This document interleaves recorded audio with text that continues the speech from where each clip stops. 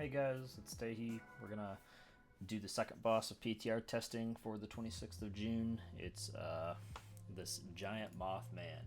His name is Loom'ithar. And this man right here, phase one, this fight seems pretty easy to understand too. So understand the basic mechanics, and you should probably be able to get pretty far in heroic testing as long as it's not tuned really, really high from a damage taken perspective. For phase one, the boss won't be able to be moved. I assume he's just going to be hanging from whatever moths hang from in the center of the room, and you just get to bash on him from there. Mechanically, there's not a lot to do, and it seems very simple again. There's going to be a dot on the entire raid. I assume it happens on pull, so there's going to be a lot of rot damage for your healers to constantly be taken care of. There's this thing called layer weaving, which is this circle thing. This is maybe the only question I have about the fight. It says it's like a ring that gets shot out, and I can see like 2-3 different possibilities for this. I can see like a Zymox like ring, so like it spawns from the boss and it just grows outwards, and it just keeps growing and growing and growing until it hits all of your players and encapsulates like the entire room. That's one possibility I see. What I think is maybe more realistic though is it just spawns like a circle, and I doubt it's going to be very big. And this thing just kind of like, ping pongs around the room or just floats around the room or something, kind of like the third boss in Mechagon with the little gears that kind of just fly around the room. I think that's a little bit more plausible, because if you get hit by this, it's a root. It does damage. That's kind of it. The root is super annoying. Obviously, there's going to be things like Druids, Blessing of Freedoms, things along those lines that are going to work to just break you out of it immediately, but it is extra damage taken along with a rot dot, and that's all bad news. So I think it's going to bounce around the room. You just have to constantly be aware of it and dodge. So be constantly moving your camera so you can identify where they are around you, and you should be just fine.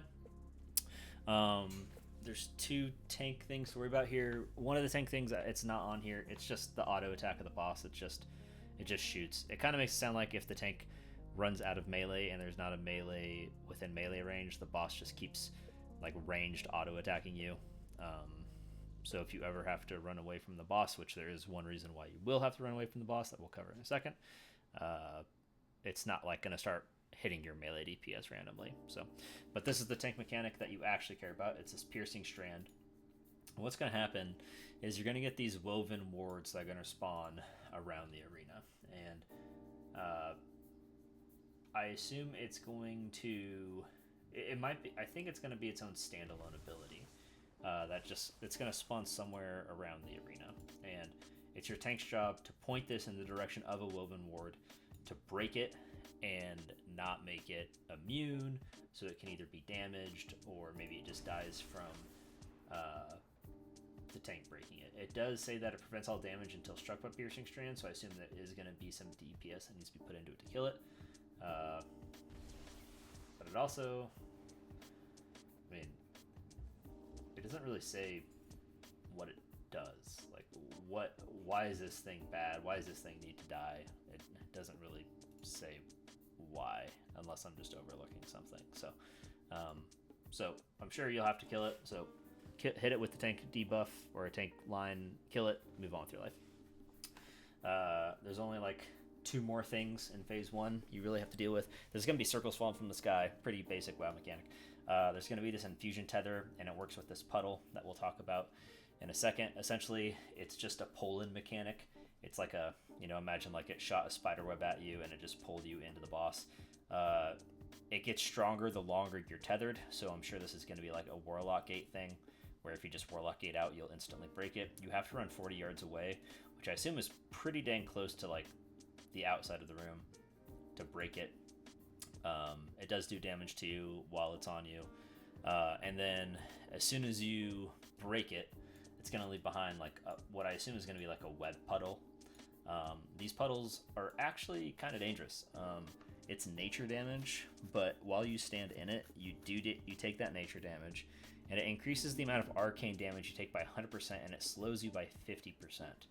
And the reason why like you care about that arcane damage is the dot that goes on you is arcane damage, and it ticks every 1 second. So if you take 1 tick of this dot by standing in the puddle, you're from assuming the dungeon journal is correct, you're taking 1,000,000 damage from every 1 second you're in this puddle, just passive rot damage. So what I would say is, if you get this, it's a defensive. Hit a personal, get out, break it, get out of this puddle instantly.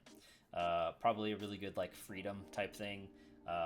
If it does do this to multiple players at once, and I'm kind of wondering if you just have everyone lockade out at the same spot so it all breaks and all these puddles just drop in one area, and then if you have like a Jetstream wind rush totem dropped at the end of the gate location, which will completely kill this slow so it doesn't even happen, people can just run out immediately, and maybe you take like 1 tick of super heavy dot damage, but that's it.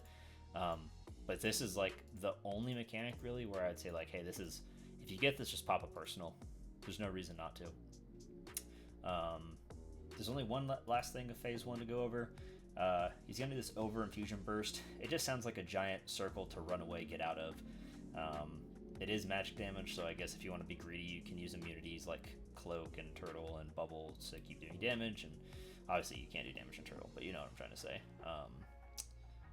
So keep doing damage and you'll be fine. Yeah, that's kind of all for phase 1. For the intermission, the man's gonna break off his web and he's gonna slam into the ground, and it's gonna do a shockwave that's gonna do a knockback and do damage.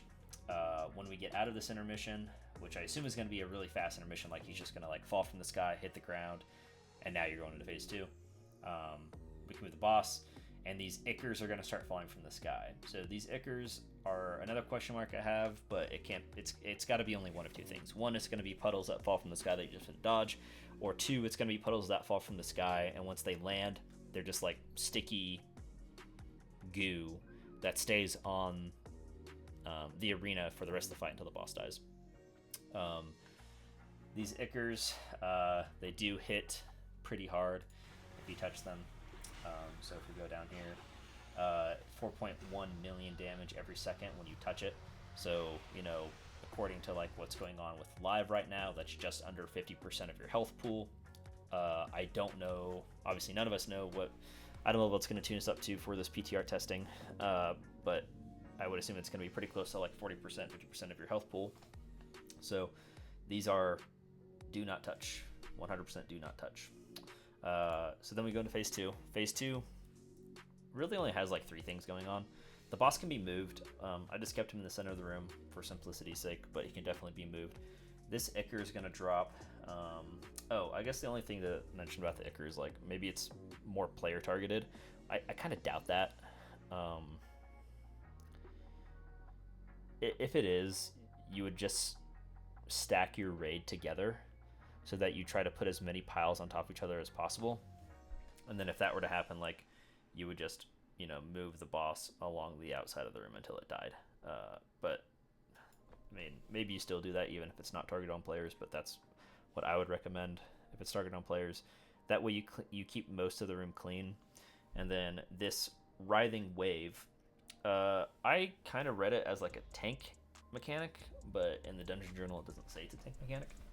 And essentially what's going to happen is it's going to shoot like a wave of webs out at a targeted player, and it is targeted on tanks, on DPS, on a healer, who knows yet.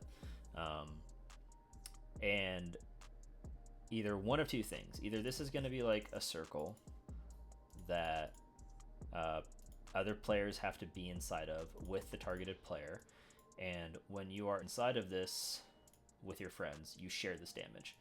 The other thing that can happen is it's just like a line mechanic, which I think this is probably what it's going to be, where all of your friends that stand in this line before you share the damage. So, you know, if I'm standing right here, I share the damage with him.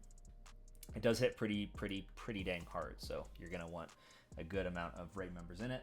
but every time you get hit, the initial damage gets increased by 25-50% or whatever. So this is probably going to be the Ickers, along with this mechanic, is probably going to be like the soft enrage of the fight. You're going to run out of room, and people are going to take way too much damage from this, and you still have that healer dot rot that's still occurring.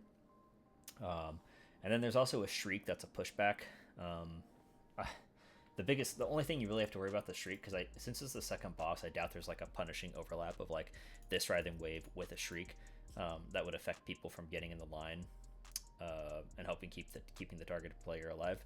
So what you would care about the shriek is like what you don't want to have happen is, let's say, a ranged DPS would be better for this. Let's say I'm a ranged DPS and I'm standing here and shriek goes out and I get pushed into an Icker. That's really the only thing you have to worry about. That like it really shouldn't be that difficult of a boss fight. So just recap: this woven ward gets hit by the tank frontal. This layer weaving circle thing, not sure how it's going to work. I assume it's just going to rotate around the room. Just dodge it. This infusion tether, it's a pull-in. Break it, drops a puddle, get out of the puddle immediately. Get out of the big circle. Intermission, when the boss lands, it does do a big chunk of damage to the raid, so watch out for that. In the last phase, Writhing Wave, soak it with your friends. Don't have everyone soak it at once, make groups. Mothman can move around the room. This Shriek, don't touch the Ickers, and definitely don't have a Shriek push you back into the Ickers. That's about it for this boss in a nutshell. Thanks, guys. We will do the Soulbinder. I'm not even going to try to pronounce his second name boss next. Thanks.